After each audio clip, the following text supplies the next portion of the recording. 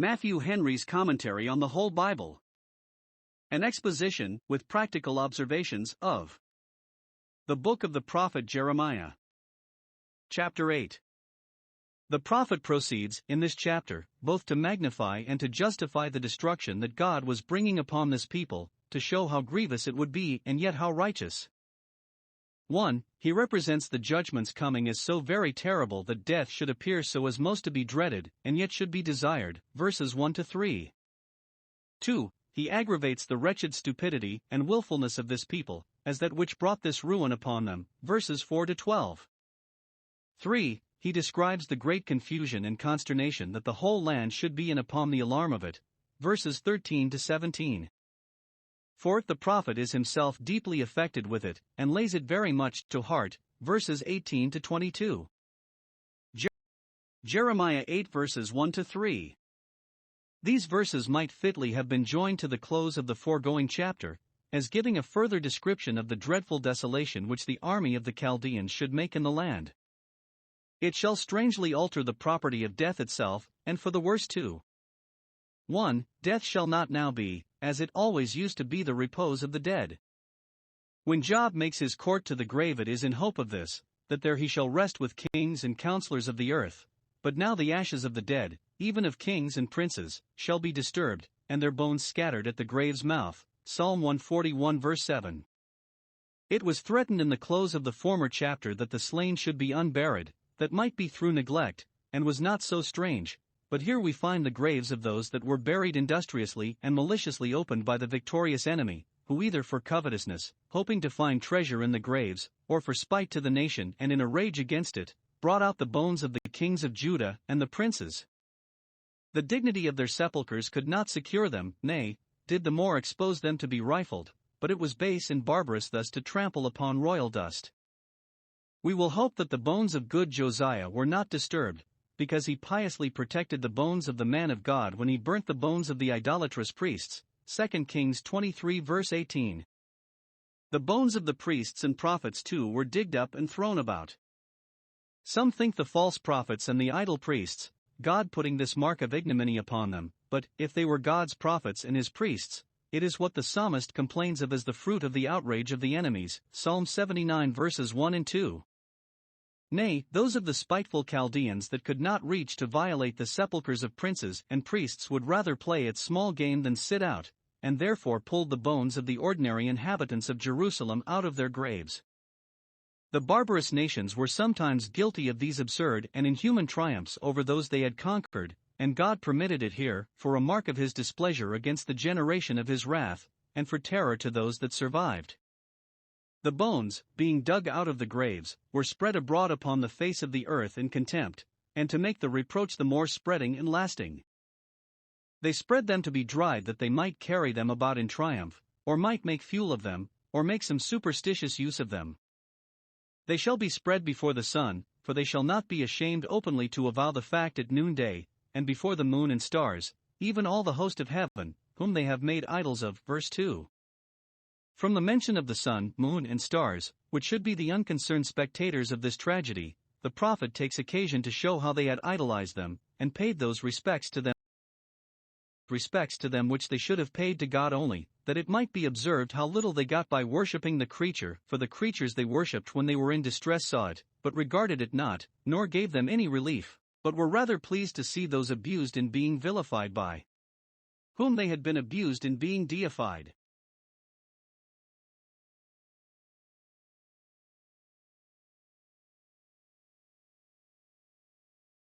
See how their respects to their idols are enumerated, to show how we ought to behave towards our God. 1. They loved them. As amiable being and bountiful benefactors they esteemed them, and delighted in them, and therefore did all that follows. 2. They served them, did all they could in honor of them, and thought nothing too much. They conformed to all the laws of their superstition, without disputing. 3. They walked after them, strove to imitate and resemble them, according to the characters and accounts of them they had received, which gave rise and countenance to much of the abominable wickedness of the heathen. 4. They sought them, consulted them as oracles, appealed to them as judges, judges, implored their favor, and prayed to them as their benefactors. 5. They worshipped them, gave them divine honor, as having a sovereign dominion over them. Before these light of heaven, which they had courted, shall their dead bodies be cast, and left to putrefy, and to be as dung upon the face of the earth, and the sun's shining upon them will but make them the more noisome and offensive. Whatever we make a god of but the true God only, it will stand us in no stead on the other side death and the grave, nor for the body, much less for the soul. 2. Death shall now be what it never used to be, the choice of the living, not because there appears in it anything delightsome. On the contrary, death never appeared in more horrid frightful shapes than now, when they cannot promise themselves either a comfortable death or a human burial, and yet everything in this world shall become so irksome, and all the prospects so black and dismal, that death shall be chosen rather than life. Verse 3. Not in a believing hope of happiness in the other life, but in an utter despair of it. The nation is now reduced to a family, so small is the residue of those that remain in it, and it is an evil family, still as bad as ever, their hearts unhumbled, and their lusts unmortified. These remain alive, and that is all, in the many places whither they were driven by the judgments of God, some prisoners in the country of their enemies, others beggars in their neighbor's country, and others fugitives and vagabonds there, and in their own country. And, though those that died very miserably, yet those that survived, and were thus driven out should live yet more miserably, so that they should choose death rather than life, and wish 1,000 times that they had fallen with those that fell by the sword. Let this cure us of the inordinate love of life, that the case may be such that it may become a burden and terror, and we may be strongly tempted to choose strangling and death rather. Jeremiah 8 verses 4-12. The prophet here is instructed to set before this people the folly of their impenitence, which was it that brought this ruin upon them. They are here represented as the most stupid, senseless people in the world, that would not be made wise by all the methods that infinite wisdom took to bring them to themselves and their right mind, and so to prevent the ruin that was coming upon them. 1. They would not attend to the dictates of reason. They would not act in the affairs of their souls with the same common prudence with which they acted in other things. Sinners would become saints if they would but show themselves men, and religion would soon rule them if right reason might. Observe it here. Come, and let us reason together, saith the Lord. Verses 4 and 5. Shall men fall and not arise? If men happen to fall to the ground, to fall into the dirt, will they not get up again as fast as they can? They are not such fools as to lie still when they are down. Shall a man turn aside out of the right way? Yes, the most careful traveler may miss his way, but then, as soon as he is aware of it, will he not return? Yes, certainly he will, with all speed, and will thank him that showed him his mistake. Thus men do in other things. Why then has this people of Jerusalem slid back by a perpetual backsliding? Why do not they, when they have fallen into sin, hasten to get up again by repentance? Why do not they, when they see they have missed their way, correct their error and reform? No man in his wits will go on in a way that he knows will never bring him to his journey's end. Why then has this people slid back by a perpetual backsliding? See the nature of sin. It is a backsliding. It is going back from the right way, not only into a bypath, but into a contrary path, back from the way that leads to life to that which leads to utter destruction. And this backsliding, if Almighty grace do not interpose to prevent it, will be a perpetual backsliding. The sinner not only wanders endlessly, but proceeds endways towards ruin. The same subtlety of the tempter that brings men to sin holds them fast in it, and they contribute to their own captivity. They hold fast deceit. Sin is a great cheat, and they hold it fast. They love it dearly, and resolve to stick to it, and baffle all the methods God takes to separate between them and their sins. The excuses they make for their sins are deceits, and so are all their hopes of impunity, yet they hold fast these, and will not be undeceived, and therefore they refuse to return. Note, there is some deceit or other which those hold fast, that go on willfully in sinful ways. Some lie in their right hand, by which they keep hold of their sins. 2. They would not attend to the dictates of conscience, which is our reason reflecting upon ourselves and our own actions. Verse 6. Observe. 1. What expectations there were from them, that they would bethink themselves, I hearkened and heard. The prophet listened to see what effect his preaching had upon them. God himself listened, as one that desires not the death of sinners, that would have been glad to hear anything that promised repentance, that would certainly have heard it if there had been anything said of that tendency, and would soon have answered it with comfort, as he did David when he said, I will confess, Psalm 32 verse 5. God looks upon men when they have done amiss, Job 33 verse 27, to see what they will do next. He hearkens and hears. 2. How these expectations were disappointed. They spoke not aright, as I thought they would have done. They did not only not do right, but not so much as speak right. God could not get a good word from them, nothing on which to ground any favor to them or hopes concerning them. There was none of them that spoke aright, none that repented him of his wickedness. Those that have sinned then, and then only, speak aright when they speak of repenting, and it is sad when those that have made so much work for repentance do not say a word of repenting. Not only did God not find any repenting of the national wickedness, which might have helped to empty the measure of public guilt, but none repented of that particular wickedness which he knew himself guilty of. 1. They did not so much as take the first step towards repentance. They did not so much as say, What have I done? There was no motion towards it, not the least sign or token of it. Note, true repentance beings in a serious and impartial inquiry into ourselves, what have we done, arising from a conviction that we have done amiss. 2. They were so far from repenting of their sins that they went on resolutely in their sins. Every one turned to his course, his wicked course, that course of sin which he had chosen and accustomed himself to, as the horse rushes into the battle, eager upon action, and scorning to be curbed. How the horse rushes into the battle is elegantly described, Job 39 verse 21, etc. He mocks at fear and is not affrighted. Thus the daring sinner laughs at the threatenings of the word as bugbears, and runs violently upon the instruments of death and slaughter, and nothing will be restrained from him. 3. They would not attend to the dictates of providence, nor understand the voice of God in them, verse 7. 1. It is an instance of their sottishness that, though they are God's people, and therefore should readily understand his mind upon every intimation of it, yet they know not the judgment of the Lord, they apprehend not the meaning either of a mercy or an affliction, not how to accommodate themselves to either, nor to answer God's intention in either. They know not how to improve the seasons of grave that God affords them when he sends them his prophets, nor how to make use of the rebukes they are under when his voice cries in the city. They discern not the signs of the times, Matthew 16 verse 3, nor are aware how God is dealing with them. They know not that way of duty which God had prescribed them, though it be written both in their hearts and in their books. 2. It is an aggravation of their sottishness that there is so much sagacity in the inferior creatures. The stork in the heaven knows her appointed times of coming and continuing, so do other seasoned birds, the turtle, the crane, and the swallow.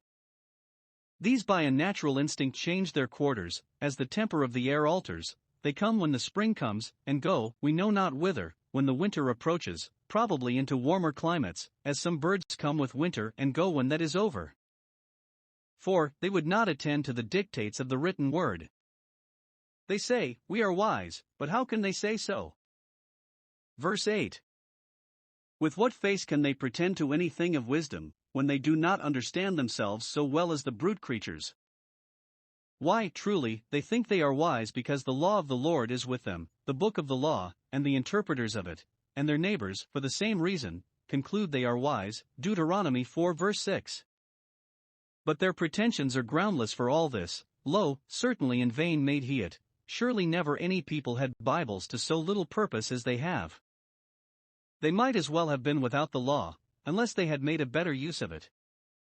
God has indeed made it able to make men wise to salvation, but as to them it is made so in vain, for they are never the wiser for it. The pen of the scribes, of those that first wrote the law, and of those that now write expositions of it, is in vain. Both the favor of their God and the labor of their scribes are lost upon them, they receive the grace of God therein in vain. Note, there are many that enjoy abundance of the means of grace, that have great plenty of Bibles and ministers, but they have them in vain, they do not answer the end of their having them.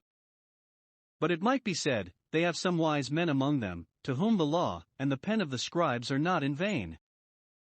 To this it is answered, verse 9, the wise men are ashamed, that is, they have reasons to be so, that they have not made a better use of their wisdom, and lived more up to it. They are confounded and taken, all their wisdom has not served to keep them from those courses that tend to their ruin. They are taken in the same snares that others of their neighbors, who have not pretended to so much wisdom, are taken in, and filled with the same confusion. Those that have more knowledge than others, and yet do no better than others for their own souls, have reason to be ashamed. They talk of their wisdom, but lo, they have rejected the word of the Lord. They would not be governed by it, would not follow its direction, would not do what they knew, and then what wisdom is in them? None to any purpose, none that will be found to their praise at the great day, how much soever it is found to their pride now. The pretenders to wisdom, who said, we are wise and the law of the Lord is with us, were the priests and the false prophets. With them the prophet here deals plainly. 1. He threatens the judgments of God against them. Their families and estates shall be ruined, verse 10, their wives shall be given to others, when they are taken captives, and their fields shall be taken from them by their victorious enemy, and shall be given to those that shall inherit them, not only strip them for once, but take possession of them as their own, and acquire a property in them as their own, and acquire a property in them, which they shall transmit to their posterity. And, verse 12, notwithstanding all their pretensions to wisdom and sanctity, they shall fall among those that fall, for, if the blind lead the blind, both shall fall together into the ditch. In the time of their visitation, when the wickedness of the land comes to be inquired into, it will be found that they have contributed to it more than any, and therefore they shall be sure to be cast down and cast out. 2. He gives a reason for these judgments, verses 10 to 12, even the same account of their badness which we meet with before, chapter 6 verses 13 to 15, where it was opened at large. 1. They were greedy of the wealth of this world, which is bad enough in any, but worst in prophets and priests, who should be best acquainted with another world and therefore should be most dead to this. But these, from the least to the greatest, were given to covetousness. The priests teach for hire and the prophets divine for money, Micah 3 verse 11. 2. They made no conscience of speaking truth, no, not when they spoke as priests and prophets. Every one deals falsely, looks one way and rows another. There is no such thing as sincerity among them. 3. They flattered people in their sins, and so flattered them into destruction. They pretended to be the physicians of the state, but knew not how to apply proper remedies to its growing maladies. They healed them slightly, killed the patient with palliative cures, silencing their fears and complaints with peace, peace, all is well, and there is no danger, when the God of heaven was proceeding in his controversy with them, so that there could be no peace to them. 4. When it was made to appear how basely they prevaricated, they were not at all ashamed of it, but rather gloried in it. Verse 12, they could not blush, so perfectly lost were they to all sense of virtue and honor. When they were convicted of the grossest forgeries, they would justify what they had done, and laugh at those whom they had imposed upon. Such as these were ripe for ruin. Jeremiah 8 verses 13 to 22. In these verses we have 1. God threatening the destruction of a sinful people. He has borne long with them, but they are still more and more provoking, and therefore now their ruin is resolved on. I will surely consume them. Verse 13. Consuming, I will consume them, not only surely, but utterly, consume them, will follow them with one judgment after another, till they are quite consumed. It is a consumption determined, Isaiah 10 verse 23.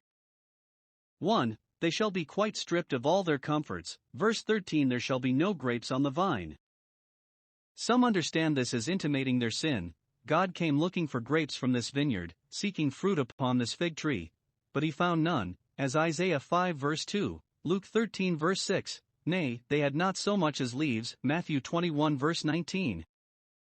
But it is rather to be understood of God's judgments upon them, and may be meant literally, the enemy shall seize the fruits of the earth, shall pluck the grapes and figs for themselves, and beat down the very leaves with them, or rather, figuratively, they shall be deprived of all their comforts and shall have nothing left them wherewith to make glad their hearts.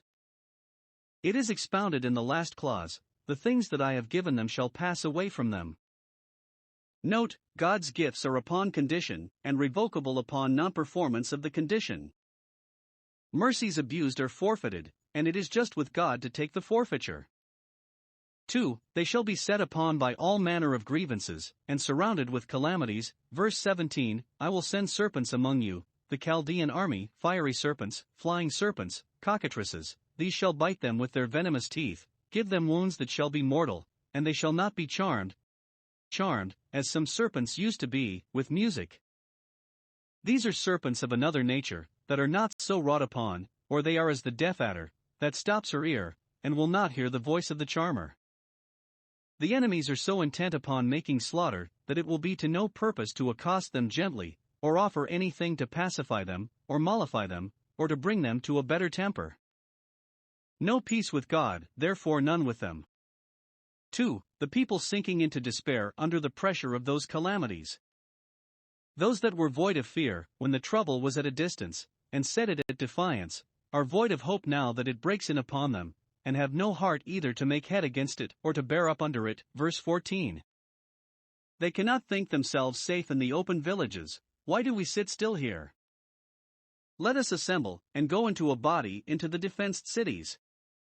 Though they could expect no other than to be surely cut off there at last, yet not so soon as in the country, and therefore, let us go, and be silent there. Let us attempt nothing, nor so much as make a complaint, for to what purpose? It is not a submissive, but a sullen silence, that they here condemn themselves to. Those that are most jovial in their prosperity commonly despond most, and are most melancholy in trouble. Now observe what it is that sinks them. 1. They are sensible that God is angry with them. The Lord our God has put us to silence, has struck us with astonishment, and given us water of gall to drink, which is both bitter and stupefying, or intoxicating. Psalm 60 verse 3, Thou hast made us to drink the wine of astonishment. We had better sit still than rise up and fall, better say nothing than say nothing to the purpose. To what purpose is it to contend with our fate when God Himself has become our enemy and fights against us? Because we have sinned against the Lord, therefore we are brought to the plunge. This may be taken as the language 1. Of their indignation. They seem to quarrel with God as if He had dealt hardly with them in putting them to silence, not permitting them to speak for themselves, and then telling them that it was because they had sinned against Him. Thus men's foolishness perverts their way, and then their hearts fret against the Lord. Or rather, 2. Of their convictions. At length they begin to see the hand of God lifted up against them, and stretched out in the calamities under which they are now groaning, and to own that they have provoked Him to contend with them. Note, sooner or later God will bring the most obstinate to acknowledge both His providence and His justice in all the troubles they are brought into, to see and say both that it is His hand and that He is righteous. 2. They are sensible that the enemy is likely to be too hard for them. Verse 16. They are soon apprehensive that it is to no purpose to make head against such a mighty force. They and their people are quite dispirited, and, when the courage of a nation is gone, their numbers will stand them in little stead. The snorting of the horses was heard from Dan, that is, the report of the formidable strength of their cavalry was soon carried all the nation over, and every body trembled at the sound of the neighing of his steeds, for they have devoured the land and all that is in the city. Both town and country are laid waste before them, not only the wealth, but the inhabitants of both, those that dwell therein. Note, when God appears against us, everything else that is against us appears very formidable, whereas, if He be for us, everything appears very despicable. Romans 8 verse 31. 3. They are disappointed in their expectations of deliverance out of their troubles, as they had been surprised when their troubles came upon them, and this double disappointment very much aggravated their calamity. 1. The trouble came when they little expected it. Verse 15. We looked for peace, the continuance of our peace, but no good came, no good news from abroad. We looked for a time of health and prosperity to our nation, but behold, trouble, the alarms of war. For, as it follows, verse 16, the noise of the enemy's horses was heard from Dan. Their false prophets had cried peace, peace, to them, which made it the more terrible when the scene of war opened on a sudden. This complaint will occur again, chapter 14 verse 19. 2. The deliverance did not come when they had long expected it. Verse 20. The harvest is past, the summer is ended, that is, there is a great deal of time gone. Harvest and summer are parts of the year, and when they are gone the year draws towards a conclusion. So the meaning is, one year passes after another, one campaign after another, and yet our affairs are in as bad a posture as ever they were, no relief comes, nor is anything done towards it. We are not saved. Nay, there is a great deal of opportunity lost, the season of action is over and slipped, the summer and harvest are gone, and a cold and melancholy winter succeeds. Note, the salvation of God's church and people often goes on very slowly, and God keeps his people long in the expectation of it, for wise and holy ends. Nay, they stand in their own light, and put a bar in their own door, and are not saved because they are not ready for salvation. For they are deceived in those things which were their confidence, and which they thought would have secured their peace to them. Verse 19. The daughter of my people cries aloud, because of those that dwell in a far country, because of the foreign enemy that invades them, that comes from a far country to take possession of ours. This occasions the cry, and what is the cry? It is this: is not the Lord in Zion? Is not her king in her? These were the two things that they had all along buoyed up themselves with and depended upon. 1. That they had among them the temple of God, and the tokens of his special presence with them. The common cant was, is not the Lord in Zion? What danger then need we fear? And they held by this when the trouble was breaking in upon them. Surely we shall do well enough, for have we not God among us? But, when it grew to an extremity, it was an aggravation of their misery that they had thus flattered themselves. 2. That they had the throne of the house of David. As they had a temple, so they had a monarchy, jure divino by divine right. Is not Zion's king in her? And will not Zion's God protect Zion's king in his kingdom? Surely he will, but why does he not? What say they, has Zion neither a God nor a king to stand by her and help her, that she is thus run down and likely to be ruined? This outcry of theirs reflects upon God, as if his power and promise were broken or weakened, and therefore he returns an answer to it immediately. Why have they provoked me to anger with their graven images? They quarrel with God as if he had dealt unkindly by them in forsaking them, whereas they by their idolatry had driven him from them. They have withdrawn from their allegiance to him, and so have thrown themselves out of this protection. They fret themselves, and curse their king and their God, Isaiah 8 verse 21, when it is their own sin that separates between them and God, Isaiah 59 verse 2, they feared not the Lord, and then what can a king do for them? Hosea 10 verse 3. 3. We have here the prophet himself bewailing the calamity and ruin of his people, for there were more of the lamentations of Jeremiah than those we find in the book that bears that title. Observe here. 1. How great his griefs were. He was an eyewitness of the desolations of his country, and saw those things which by the spirit of prophecy he had foreseen. In the foresight, much more in the sight of them, he cries out, my heart is faint in me, I sink, I die away at the consideration of it. Verse 18. When I would comfort myself against my sorrow, I do but labor in vain, nay, every attempt to alleviate the grief does but aggravate it. It is our wisdom and duty, under mournful events, to do what we can to comfort ourselves against our sorrow, by suggesting to ourselves such considerations as are proper to allay the grief and balance the grievance. But sometimes the sorrow is such that the more it is repressed the more strongly it recoils. This may sometimes be the case of very good men, as of the prophet here, whose soul refused to be comforted and fainted at the cordial. Psalm 77 verses 2 and 3. He tells us, verse 21, what was the matter? It is for the hurt of the daughter of my people that I am thus hurt, it is for their sin, and the miseries they have brought upon themselves by it, it is for this that I am black, that I look black, that I go in black as mourners do, and that astonishment has taken hold on me, so that I know not what to do nor which way to turn. Note, the miseries of our country ought to be very much the grief of our souls. A gracious spirit will be a public spirit, a tender spirit, a mourning spirit. It becomes us to lament the miseries of our fellow creatures, much more to lay to heart the calamities of our country, and especially of the Church of God, to grieve for the affliction of Joseph.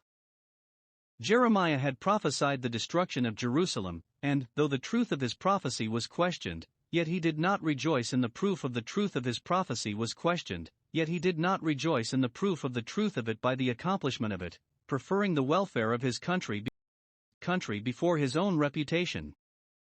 If Jerusalem had repented and been spared, he would have been far from fretting as Jonah did. Jeremiah had many enemies in Judah and Jerusalem, that hated, and reproached, and persecuted him, and in the judgments brought upon them God reckoned with them for it and pleaded his prophet's cause, yet he was far from rejoicing in it, so truly did he forgive his enemies and desire that God would forgive them. 2. How small his hopes were. Verse 22. Is there no balm in Gilead, no medicine proper for a sick and dying kingdom? Is there no physician there, no skillful faithful hand to apply the medicine? He looks upon the case to be deplorable and past relief. There is no balm in Gilead that can cure the disease of sin, no physician there that can restore the health of a nation quite overrun by such a foreign army as that of the Chaldeans. The desolations made are irreparable, and the disease has presently come to such a height that there is no checking it. Or this verse may be understood as laying all the blame of the incurableness of their disease upon themselves, and so the question must be answered affirmatively: is there no balm in Gilead, no physician there? Yes, certainly there is. God is able to help and heal them. There is a sufficiency in him to redress all their grievances. Gilead was a place in their own land, not far off. They had among themselves God's law and his prophets, with the help of which they might have been brought to repentance, and their ruin might have been prevented. They had princes and priests, whose business it was to reform the nation and redress their grievances. What could have been done more than had been done for their recovery? Why then was not their health restored? Certainly it was not owing to God, but to themselves. It was not for want of balm and a physician, but because they would not admit the application nor submit to the methods of cure. The physician and physic were both ready, but the patient was willful and irregular, would not be tied to rules, but must be humored. Note, if sinners die of their wounds, their blood is upon their own heads. The blood of Christ is balm in Gilead, his Spirit is the physician there, both sufficient, all sufficient, so that they might have been healed, but would not.